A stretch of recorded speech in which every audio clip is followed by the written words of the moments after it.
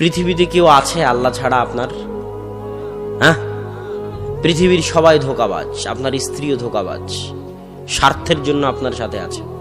আপনার সন্তানও ধোঁকাবাজ, স্বার্থের জন্য আপনার সাথে আছে।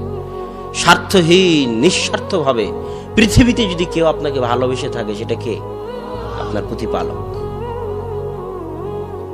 তো আল্লাহ সুবহানাহু ওয়া তাআলার এই ভালোবাসার গুরুত্ব আমাদের বুঝতে হবে এবং আমাদের উচিত যত দ্রুত সম্ভব আল্লাহর দিকে ফিরে যাওয়া। আজকেই তওবা করে আল্লাহর দিকে ফিরে যাওয়া, ওযু করে 2 রাকাত সালাত আদায় করে, বক্তব্য প্রোগ্রাম শেষ করে নিজ নিজ বাড়িতে গিয়ে ওযু করে 2 রাকাত সালাত আদায় করে সবার উচিত পুনরায় আল্লাহর সাথে সম্পর্ক তৈরি করা।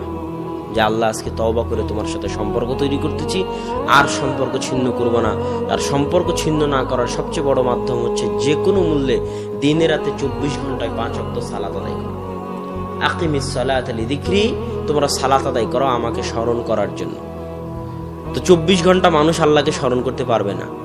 আপনারা দিয়ার অঞ্চলের মানুষ, জমি জায়গা আছে, কাজ কাম আছে, 24 ঘন্টা আল্লাহকে স্মরণ করতে পারবেন না, এটাই ঠিক।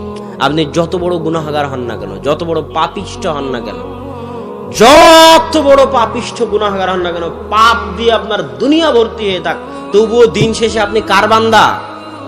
আরে আল্লাহর এরিয়া থেকে আপনি কোথাও যেতে পারবেন? আসমান জমিনে মানুষ যেখানেই যাক না কেন, ওটা কার রাজত্ব? আল্লাহর রাজত্ব। দিন শেষে আপনার জীবন মৃত্যুর মালিক কে? দিন শেষে আপনাকে খাওয়ায় কে? দিন শেষে আপনাকে পড়ায় কে?